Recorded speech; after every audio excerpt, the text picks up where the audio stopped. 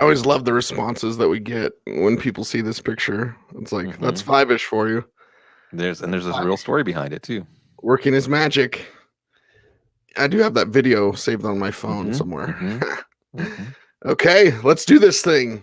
It's like the NFL playoffs because it is time for the Audible. We're live on YouTube, live on Facebook. What's up, everybody? And we're going to talk about the Divisional Round Games, Bloom, which means Minnesota and San Francisco. And Minnesota side, Stephon Diggs with this illness, Adam Thielen with an ankle, Dalvin Cook's okay, right? So that's good. And Kyle Rudolph had his gloves. Somebody in the locker room, Oh, media member, asked him for his gloves and then sold them on eBay. Like, come on. Really, it's so Bush League. But anyway, Vikings got some problems as they travel to face the 49ers on Saturday, Bloom. How do they overcome those problems? well, see, looking back at that game, one that's not going to be remembered fondly down here in New Orleans, Kirk Cousins made the throws. He's coming in. If there's anything that we should take out of that game, it's that where we might have said, well, Cousins, after this contract's up, that's it. And maybe the team might start to make plans after Cousins. Does that one game change the future outlook for Cousins? Maybe. There's confidence there now in Cousins. Of course, Thielen with this cut on his ankle, although he was made available to the media, Dr. Gene has taught us well that usually means he's going to play Stephon Diggs with that illness. These are dangerous receivers now, I think Ahkello Witherspoon's going to be back out there. A lot of people think Emmanuel Mosley has outplayed him. Witherspoon's going to be back out there. Richard Sherman, this is a big game for Richard Sherman, spirit animal of this defense. Dalvin Cook looks great. I wonder, Cease, between Cook and Henry, if coaches aren't going to start looking at a December extra buy for running backs, for feature backs, because Cook and Henry look like they turned back the clock to earlier in the year. Cook looked terrific. The team was well prepared.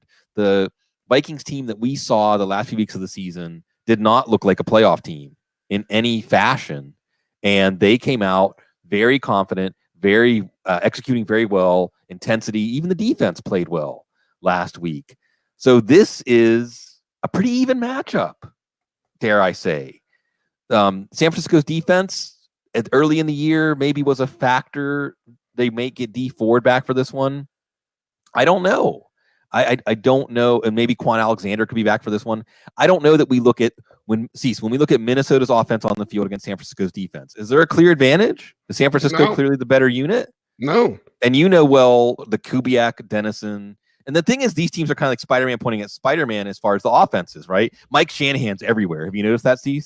Like, how many? Can we talk about any of these games without talking about Mike Shanahan? No, not at all. No. It's funny, man. So like Shanahan's not here, but he's here. These two offenses are establish the run, set up play action, play design, attack weaknesses. I think Minnesota's offense, again, given Thielen and Diggs and those issues, if those receivers are playing at the top of their game, I'd like Minnesota's chances of at least initially hanging in this game. But then we're going to talk about Shanahan. We'll talk about the son, Kyle Shanahan, and what he can do against a Minnesota defense that played bend but don't break defense last week. Does bend but don't break defense get you to the Super Bowl? Yeah, maybe. I mean, it has in the past. But the one thing I wanted to throw back at you, Bloom, is like, well, how did that Minnesota defense get after Drew Brees? And I know moving rushers inside and creating middle pressure, which makes every quarterback seem more, mortal, because it does. Well, do they do that to Jimmy G then? Yeah, so this Minnesota defense also not necessarily a factor, but then you saw Danielle Hunter. You saw him make a big impact. They have a lot of depth inside. They have, even without Eric Kendricks, they've got a strong front seven. They've got a strong secondary. But this isn't Ben Fennell, must follow for any serious football fan on Twitter. Ben Fennell NFL, 2 N's, 2 L's. He went and reviewed like 72 plays with 20 plus yards that San Francisco's offense had this year. They were all within structure. And you gave Kyle Shanahan 2 weeks. You gave Kyle Shanahan 2 weeks to come up, because even in this game against the Saints, and granted, we don't do recaps for the playoffs, Taysom Hill was the best thing going in the Saints offense. What? Drew Brees not really. And some might say this is just fall. When has Brees ever played above his head in the playoffs? Period. That's just not really in the story of Drew Brees. This is the first Kyle Shanahan playoff game as a head coach. This is Jimmy Garoppolo's first playoff game as a starting quarterback, but I don't think they're going to be overwhelmed in any way. This is not going to be we're happy to be there kind of situation. And again, that Minnesota defense, there was a lot there in that 10 to 20 yard range. And Kyle Shanahan's going to have plays, right? Oh, and at the end of those plays, Deebo Samuel, George Kittle, Emmanuel Sanders. Against corners, Xavier Rhodes made some plays last week, but he's banged up. Another thing that this just reminds me, it's our first chance to see George Kittle in the playoffs. Right. Superstars are made in the playoffs, right? There are legends like Marshawn Lynch, and then there's the Beast Quake and takes it to a whole new level. Is this when George Kittle makes a play? When Deebo Samuel, rookie wide receivers, last week it was DK Metcalf. This week is it Deebo Samuel. There's going to be chunk plays galore. And I think that we've seen Minnesota get into some games like this year where they have to keep up with the bleeding that their defense causes. I think Kyle Shanahan's going to be successful, and it'll really come down to whether Kirk Cousins and the Vikings offense, this isn't going to be a 26-20 overtime kind of game. This is going to be a game where they have to put a lot of points on the board to win, because I expect San Francisco to do that. Well, you mentioned how Minnesota's had to come back after their defense put them in a hole. I think of what happened against Denver. It's like, okay, is that going to happen now with San Francisco? And yeah, the answer is yes. San Francisco could jump out to that big lead, and then Minnesota's got to fight back. Yeah. Will they be able to do that? And I've got Vegas on my mind, Bloom, because I'm thinking, oh my God, I'm sick and I'm going to ride on a plane. Oh God. It's terrible. But then I'm also thinking, yeah, I love playing roulette. So I'm going to put my chips down. And it's got me thinking of 49ers running backs, because I'm like, okay, well, somebody's going to have a big game. So who are you putting your chips down on? Of course, including George Kittle and Gundu Deebo, like you said, and those running backs. Somebody's going to emerge, but really, Kyle Shanahan with 2 weeks, I'm expecting him to pick on that banged up secondary early and often. Yeah, and I didn't mention Raheem Mostert, but this is a chance for Raheem Mostert to make a ton of money. I mean, there's what he did down the stretch, but if he can carry that over to the playoffs, he should be the number one running back going into next year. So when it comes time to pick this game, I have it San Francisco 37-28. And I think that basically what you're going to have here is San Francisco jumping out to a lead. How great is this for 49ers fans, that their team is not just relevant again, but the road to the Super Bowl goes through Santa Clara. So I think Minnesota's going to have they have enough firepower to stay within shouting distance, but the last laugh for this one goes to San Francisco.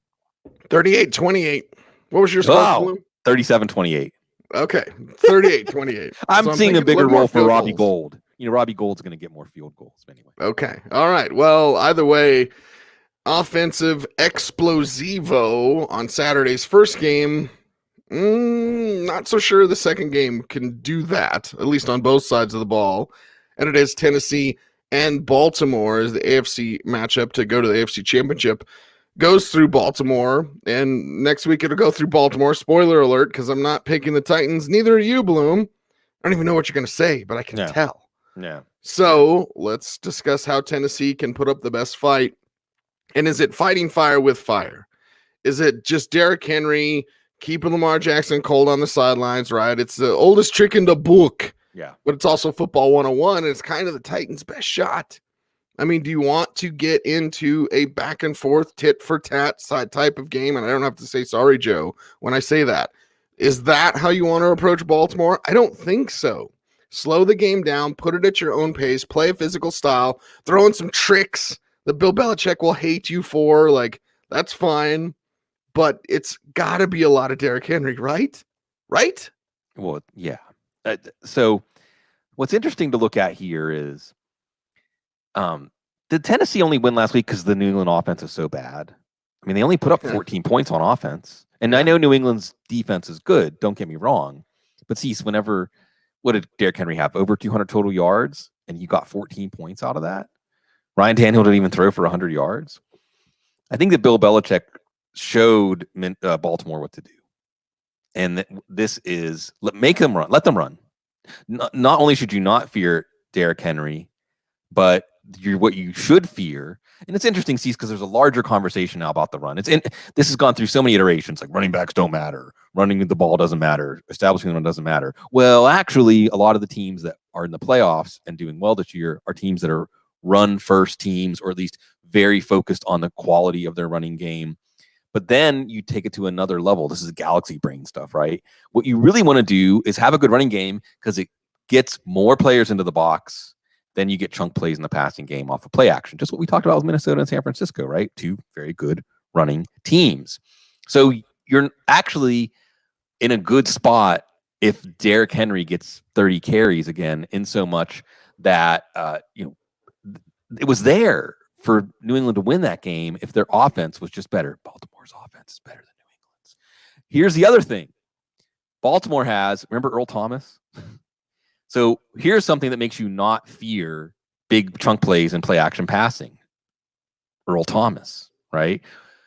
Jimmy Smith, Marlon Humphrey, Marcus Peters. Now, if I'm Arthur Smith, I'm dialing up at least 4 or 5 plays in play action passing where we're testing Marcus Peters, because we know Marcus Peters can get a pick 6. We know Marcus Peters can give up a big touchdown too. So why Tennessee's dangerous here is they're the classic playing with house money team, right? And with guys like Jonnu Smith and A.J. Brown, it's like a boxing match where technically they're facing a better boxer, but they've got heavy hands. And if they land a couple of those punches, they can stagger you. So I would expect Marcus Peters to be tested if there's a rational game plan here. Of course, you're going to run Derrick Henry a lot. But unlike New England, who was still giving something up to Henry, and gets credit to the Tennessee offensive line too, I think that Baltimore has the secondary to gamble more. And gambles that will probably pay off. Speaking of Vegas, I think Earl Thomas to Ravens, we even talked about that a lot this year. He's that special sauce. He's been there. He's done that. And I think that's what makes it difficult for the pieces of this offense to come together the way they have when it's been good. And it really didn't come together last week. Credit to New England's defense. But I think Baltimore has the personnel to make it tough for Tennessee to get rolling in this one. Now you've got me thinking of Step Brothers because it's my special sauce. Yeah. But Bloom, it's the run to set up the pass, but you have to pass. That's the thing. It's because people get it confused all the time. Like, it's pass to set up the run. No, it's run to set up the pass. But then you have to actually take those deep shots. It's not run to set up a 3-yard drag route. It's run to set up the deep shots that hopefully will work out for you. And Tennessee is going to try to do that. On Baltimore's side, Mark Ingram had a setback, like a little extra. How did they describe it, Bloom? On the news where I wrote about it, it was like the calf. Like he felt a little discomfort, or he felt like he didn't feel quite himself. So he had missed some time at the end of the regular season with a plan to be back for this week. And now that plan might be changing. We're, of course, recording this on Thursday morning for full disclosure, whenever you're listening on Apple Podcasts or Spotify or what have you. But Mark Ingram's health status, how much does that change what Baltimore can do or wants to do offensively? Well, here's the one thing that changes, and I wish I could remember who it was I was chatting with on Twitter about this, is Mark Ingram gives you a more opportunity to not tip your hand, because Gus Edwards isn't going to go out in any pass patterns, But from a pure effectiveness standpoint, Gus Edwards and Justice Hill are not a step down from Mark Ingram, really. And that's no disrespect to Mark Ingram. It just means that Baltimore has some good running backs and fresh running backs too. I think, I'm not saying this is what John Harbaugh is going to do. You rest Mark Ingram. If he's not able to practice, or you're worried about aggravating his injury in practice, why are you going to play him on Saturday? Because either he may not be as effective, that's a negative, or he could re-injure it, and now you're not going to even get him in the Super Bowl or the AFC title game. So I think, kind of cuts both ways. If he has tactical value, Mark Ingram, then that's more incentive to save him and preserve that for a more important game than put him out there in a game against Tennessee that you should be able to win. So I would expect, you're doing your DFS. Gus Edwards and Justice Hill will be good plays. When I think about this side of the ball, Cease, I think what a difference a year makes. Remember, Baltimore was in the playoffs last year. They hosted a playoff game. Mm-hmm. And we thought, okay, Lamar Jackson was doing nothing as a passer during the year. So clearly they're going to have that counterpunch. Okay, they had really throttled the Chargers in the regular season. And I remember picking the Ravens in that game because I thought, well, they're not just going to do the same thing and expect that's going to work. Actually, they did, and it didn't work. And they got drummed out of the playoffs unceremoniously. What a difference a year makes, because now it's the passing game. And here's something good to see, Cease. Marquise Brown, not on the injury report. Mark Andrews was, but, so if you have Marquise Brown and that vertical, if there's a weakness here, it's something that the Ravens will have to look at. Maybe if they do get upset in this game, it's because you're throwing to Marquise Brown and Miles Boykin and Seth Roberts and Willie Snead. Hopefully Marquise Brown really is healthy. Then you have trouble for these Tennessee corners. Remember, Dory Jackson's banged up. Malcolm Butler's out for the year. Some of the players that are going to be on the spot here are guys like Kenny Vaccaro, David Long. He showed up big in that game after Jayon Brown went out against the Patriots. Big in the run game, big stops at the goal line. These are going to be some big players that are going to determine whether the Ravens' offense is slowed down. Because against Buffalo and San Francisco in the second half of the year, the Ravens didn't just roll through those games. They were one-score games, and this isn't an unstoppable offense. But, Tennessee isn't San Francisco. Tennessee isn't Buffalo. You almost see another thing I think about this game. You almost didn't want the week off if you're the Ravens, right? I mean, wouldn't the Ravens have rather just kept in the rhythm of, I mean, everything was just rolling for this team. So is there an answering the bell? That's the other thing we're going to look at is the teams that played last week versus the teams that have been resting. Now, again, for Kyle Shanahan, we looked at that as an advantage because he could have more exact plays dialed up like he did sometimes during the season, like he did against New Orleans. But, man, it's hard to pick against the Ravens right now. It is hard to pick against the Ravens. By the way, speaking of a year ago, we watched that game together. Yeah. And remember, it's like, are they going to put Joe Flacco in at halftime? Yeah. Think about that. Are they going to put Joe Flacco in at halftime?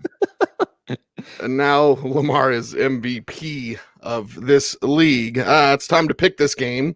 Yeah. It's hard to pick against the Ravens. I definitely could see like a shake off the rust sort of period, but it won't last that long.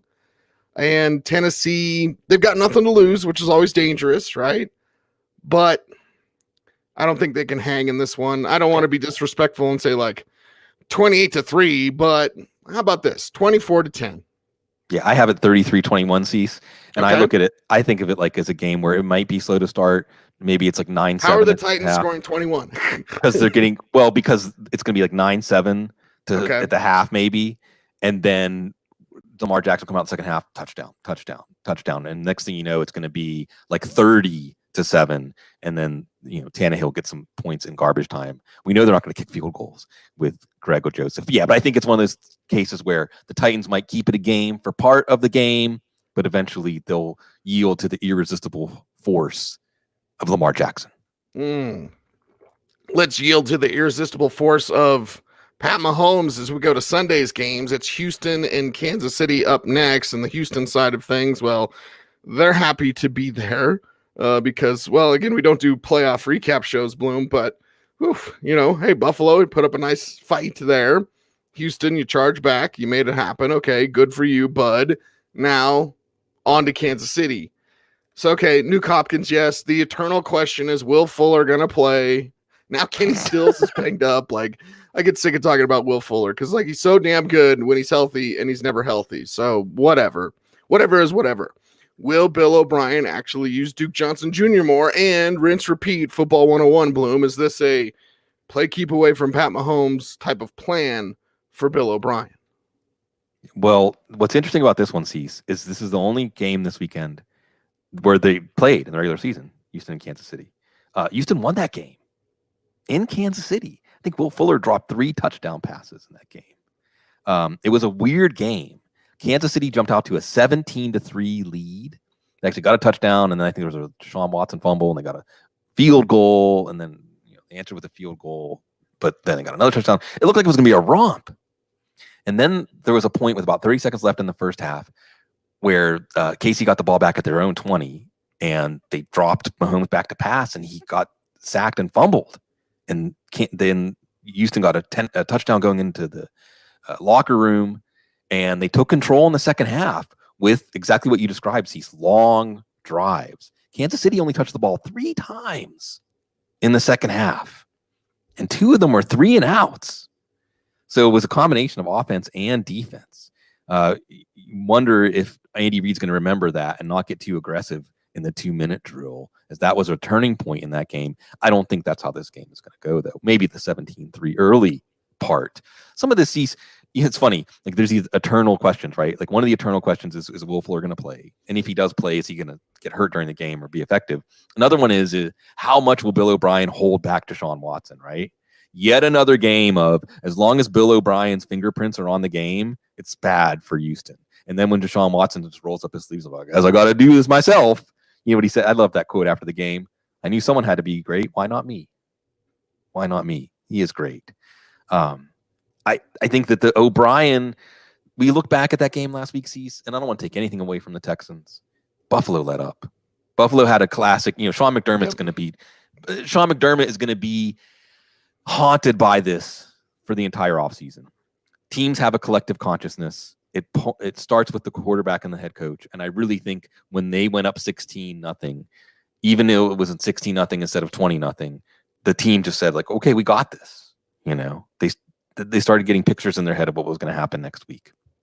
So I don't know that Houston, Deshaun Watson made the plays, but it was Houston really the better team, or won because they found a way, or was it just Deshaun Watson? This is a different team. Like you said, there should be more Duke Johnson with or without Will Fuller.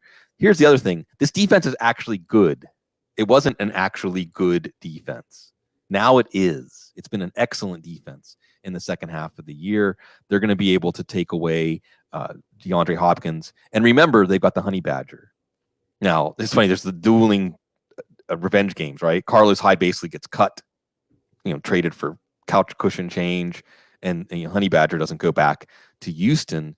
But that's one of those X factors here. I think you need Kenny Stills or Darren Fells or both to play well above their heads in this game and make some plays. Darren Fells breaking some tackles, Kenny Stills getting open deep. I think you're going to need almost a perfect game from the Texans to hang in this one. And they weren't even perfect for, a quarter last week. So it's going to be tough, but when you got Deshaun Watson, you always got a chance. If you need a perfect game, then you need someone else coaching the team. Right. Because what I think needs to happen, if Houston wants to be in this, Bloom, I think it needs to be like 28-3 at halftime. And then you're like, oh, Deshaun, do your thing. Right. And by the way, I know, again, we don't do recap shows for the playoffs. Maybe we should, Bloom. Maybe we should just do a show every day. I like that. I like that idea too. Here's the thing. I think Josh Allen got his head. Yeah, he was concussed. Yeah, he got his head bounced when off he was sitting on the and bench, he wasn't the same after that. Just staring. Yeah. Mm-hmm. Yeah. So Bills were in it, and then Josh Allen got his head bounced like a basketball off the turf, and then they weren't in it anymore. Well, Kansas City, they're going to be in it to win it, and to, of course, win the trophy that they're named after, Lamar Hunt Trophy. That's next week. They got to get there first, Bloom. How's that happen? We know it's lots of Mahomes. We know it's lots of this offense, but who in this offense? And where are you picking on Houston, who's their own defense has kind of come around a little bit as well? You're picking on everyone everywhere, really. You're Kansas City, right? So here's what the good news is. Last year, so if we go back and replay last year's playoffs, Kansas City didn't go to the Super Bowl. That wasn't because of Patrick Mahomes. His first postseason, how's that going to go? We talk about learning experiences for Josh Allen. Maybe it wasn't a learning experience, like don't get concussed. Or Deshaun Watson last year in his first playoff game. Patrick Mahomes was in mid-season top form in the playoffs last year. They're also getting Damian Williams back in his top form. And okay, maybe Sammy Watkins isn't Sammy Watkins, but they've got McCole Hardman. Demarcus Robinson can still make a play. And we haven't even gotten to the two guys. How do you match up with Travis Kelce? How do you match up with Tyreek Hill? I don't know. Travis Kelce's got a little, I don't know, is it an ankle or knee or something like that? Whatever. How do you match up with all of these guys? I don't know. I guess you gamble, but then once you have Patrick Mahomes outside of structure, now you're really in trouble. So I just don't know what Romeo Crennel does. Maybe Wade Phillips back in Houston. I don't know. I just don't know, because they didn't win last week because of Romeo Crennel. There was nothing in the Houston defensive game plan that was the reason that they won. They just hung on. Buffalo settled for too many field goals. I just think that Kansas City's anytime they get a punt or a field goal from Kansas City, that is a huge win. And Houston's going to have to answer with a touchdown to be able to win this game, because I look at Kansas City as a well-oiled machine. Again, last year in the playoffs, the offense was Super Bowl caliber. The defense wasn't. Guess what? They have a defense now. And they have a defense now, and, well, they have a chip on their shoulder from the way things went last year. Chat room's talking about D Ford. This is my man, Saline786. Talking about D Ford being offsides by a fingernail. Yep, they want to get back there. Mm-hmm. And everybody in the NFL wants to see Baltimore, Kansas City. Everybody. I don't see Houston messing that up, Bloom. No. So let's pick this game. I'm going to go ahead and go with it. By the way, last week, maybe I shouldn't say this, it was 1-3. Who was the one? Thank God I don't gamble. The one was Seattle. Because I picked New England, right? We talked about that. I was like, I'm not going to pick against the Patriots. I picked Buffalo. You were happy to be wrong, though. Yeah, I picked Buffalo because my heart, I wanted to see him win. And then I picked the Saints. And that was how did that work out? Right. That was my 1 and my 3-1. Okay, so that being said, here's my pick this week. It's Kansas City. And it's Kansas City fairly big in this one. Let's go 34. How about that? 34-17. That's so funny, man. I had 31-16. Okay. So we're on the level. I think they cruise to a victory here. I think that this is a game where Kansas City shows. I think you're going to see a lot of people picking Kansas City against Baltimore next week, and we need that. Yes, we want that. We need that. Football gods, please deliver that to us next week, Kansas City and Baltimore. That's all we want. Seattle and Green Bay is up next. And that's the final game of the divisional round preview here on the Audible, the Footballguys.com podcast. You're watching us on YouTube. You're watching us on Facebook Live. You're wondering why my voice sounds so off. But powering through, baby. Powering through for you, because Seattle now rides that momentum to another destination, this time to Green Bay. But let's talk about the Seattle side, Bloom, and just how they're going to keep things on the right track. I feel like, how we're going to keep it on the right track. There you go. And how does Seattle do that? Lots of Russell Wilson running the show. But in Green Bay, I guess we should check NFLweather.com, right? Because you're always thinking Lambeau, frozen tundra. But it's Seattle, battle-tested, battle-proven. How are they going to fight against Green Bay? Lots of Lynch, who doesn't seem to be the same. We love Marshawn, but God's honest truth is he doesn't look the same. No, but that's okay. Again, much like in that Minnesota-San Francisco game, we got two teams that want to establish the run. It's like the AFC has the quarterback side of the bracket, and the NFC is the establish the run side of the bracket. The Saline 786 pointed out something I had in my notes for this game. Seattle's lost their last 5 at Lambeau, including, I believe, 2 playoff games. We always remember the Fail Mary. We always remember that ridiculous comeback. Of course, Mike McCarthy being hired. We're going to, by the way, stay tuned, folks, today. We'll do a little coaching carousel for you now that we have stuff to talk about. Mike McCarthy, those were in Seattle. Seattle in the cold, they are kind of a cold weather team. And Russell Wilson's still Russell Wilson. Sometimes when you get flustered picking a game, you want to just look at head coaches and quarterbacks. And it's hard to pick against Russell Wilson if you need someone to make a play. And it's funny, we're to the point now where clearly, at least based on what we've seen in 2019, the better quarterback is on the Seattle side of the ball. You also have DK Metcalf. So here's something where Seattle has an advantage. They have more than one viable wide receiver. Sorry, Alan Lazard. You have DK Metcalf. I mean, if you're Green Bay, if you're Mike Pettin, who are you more worried about taking away, Metcalf or Lockett right now? As we saw what Metcalf, not a rookie anymore. And I know this is a cliche, but I forget who it was. Maybe it was Matt Harmon. I can't remember, who put his week 1 routes, like next gen stat routes, next to his week 18 wildcard game routes. He's not a rookie anymore. He can do a lot more route wise and keeping a cornerback off balance. So the other thing that we look at here is, did Seattle really beat Philly in the sense? They beat them, but if Wentz hadn't gone out, Josh McCown was moving the ball against them. It was 17-9. It isn't like Seattle just pulled away from them. That game was in question for the entire game, even though they knocked out Carson Wentz and Philly was playing with a junior varsity offense. I don't know. Seattle, I think, is a team that underachieves what they should be on offense. But with Russell Wilson, they find a way. But can they find a way in a place that historically has lately, like the last 10 or 15 years, because they don't play in Green Bay every year, has been very bad for them. Some of these games were blowouts. This is a real tough game to get a read on. And Seattle's offense is a tough offense to get a read on unless they fall behind. And then they're in the mode that you want them to be in all along, which is confusing. It doesn't make sense, but yet there it is. Well, is Green Bay going to get him in that mode, or is Green Bay going to run the ball? Yeah. Right? Because we talk about Aaron Rodgers not being as good as Russell Wilson. It's no offense to Aaron Rodgers, although he'd take offense because, well, Aaron's got that in him, but that's fine. Is the game plan just Aaron Jones get 150 yards? And then Seattle tries to counter themselves. Like, you're not going to trick Seattle into getting into their best mode by just running the ball. And by the way, they may not do that bloom out of design. They may do that just because that's what Green Bay wants to do now. Yeah. They're going to run the ball. See, this is going to be a boring game, I think. I mean, it may not be boring whenever it's Aaron Rodgers and Russell Wilson, see who can make the final drive in the fourth quarter to win the game. Like maybe Aaron Rodgers gets the ball back with 45 seconds after Russell Wilson took the lead or vice versa. But these teams, I mean, Cease, as we're going to talk about the coaching carousel in a few minutes, what is one thing that all head coaches have in common? They are convinced, except for maybe John Harbaugh, and this could be what the Giants are going for. They're convinced of their own brilliance, right?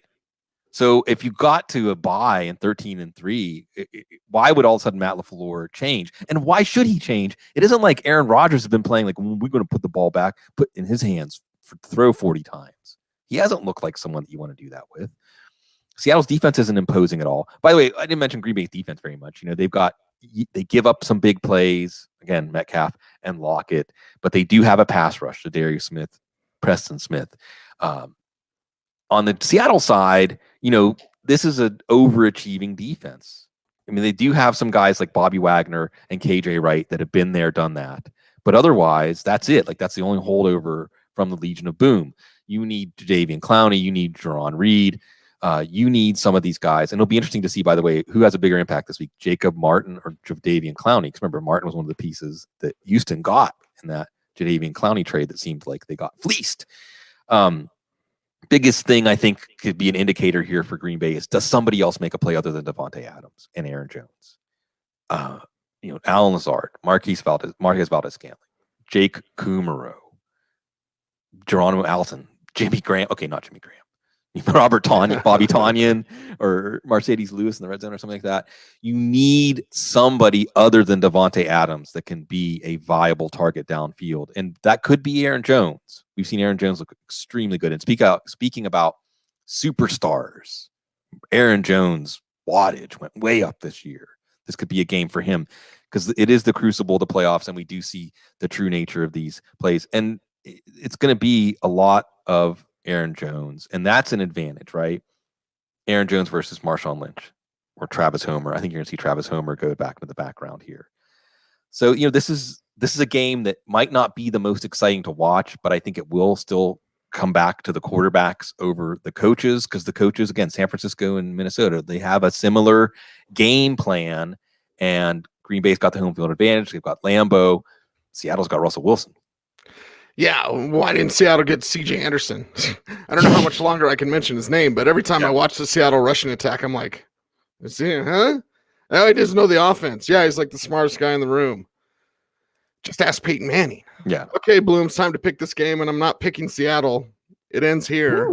And it's, if Seattle wins, I think Calbuto said in the chat room, right? It's our man. He said, like, it'd be the least shocking thing ever. Yeah, true. I get that with Seattle, right? You're kind of almost maybe even expect that a little bit, but I'm thinking Aaron Jones. I'm thinking home cooking, and I just can't pick against Green Bay in this one. Now, I'm not expecting it to be a ton of points, so let's go 24-16. Packers get the win. I think this game's going to have a lot of punts. I think it's going to have a lot of conservative coaching. I think it's going to have a lot of running on first and second down, and whether defenses can make a play on third down. I would expect it to come back down again to each quarterback having a drive to win the game. And if Green Bay wins, we should have seen it coming because Seattle, this team, for some reason, going to Lambeau, has not played well under Pete Carroll and even before that. However, also, they've got Russell Wilson, man. I mean, I know that it must be such a calm. Aaron Rodgers, you would think, have given a team a calm, but then they had Mike McCarthy, right? It should just be such a calm that comes over this whole Seattle team, knowing that they have Russell Wilson. I got a 2017 Seattle Cease, and I think what happens is it's like Green Bay leading going into the fourth quarter. Russell Wilson makes the drive for Seattle take the lead, and maybe Rodgers gets the ball back 45 seconds left, a minute left. And it's like, okay, Rodgers, big moment. Rodgers isn't that guy anymore. And maybe because they don't have anybody other than Devontae Adams in the passing game right now. The other thing, Cease, is don't we deserve a third installment of Seattle, San Francisco? There's been 2 of the top 10 regular season games this year were Seattle, San Francisco, right? One more rubber match. Let's make it happen. But Bloom, you know what's gonna happen if you get too greedy? The football gods will. Yeah, true. They'll be like, nope. And if we get, and here's the thing: would you rather have San Francisco Seattle rematch or just see KC Baltimore? If you had to pick one, I'm picking the AFC side. Baltimore. Yeah, I agree with that. Yeah. So we'll see. All right. So I think we agreed on everything except for that game, right? Okay. Exactly. Well, I will be down to the scores too. I will be in Vegas, and I will not be putting my money where my mouth is, just because get down how you get down. I don't care. But for me personally, like it's not really fun. I remember one year we were out in Vegas, and our friend Jeff Pasquino was like, "Do this and do this and this." And the Steelers game, it was a playoff game, and the Steelers won. But because of whatever I had on the points or whatever, I didn't win, and I was like pissed. I was like, my Steelers won, and I should be happy, but I'm not. I hate this. So, yeah. Other than prop bets, I'll have some fun. I just hope that there's some reason for me to make a bet that if it comes true, I'll streak up and down the strip this year. Well, I thought we were going to do a spooning cam as we stay together in Vegas, but whatever. ASMR kind of stuff, yeah. Yeah. Now we are going to do a coaching carousel part 2 show here coming up in just a little bit as we tie a bow, big red bow on this show. We certainly appreciate everyone for watching, for listening on Apple Podcasts and Spotify, for checking us out on Facebook as well. Thank you guys. We'll be adding this stream to other services as well, Periscope, etc. Because thank you, StreamYard, for having a great product that is well worth the price. So everyone out there, if you want to do something like this, just check out StreamYard.com. Unpaid endorsement, Bloom. Although they did follow me on Twitter the other day. Nice. So yeah, fantastic. All right. He's Sigmund. I'm Cecil. We're the Audible. Stay tuned and stay frosty.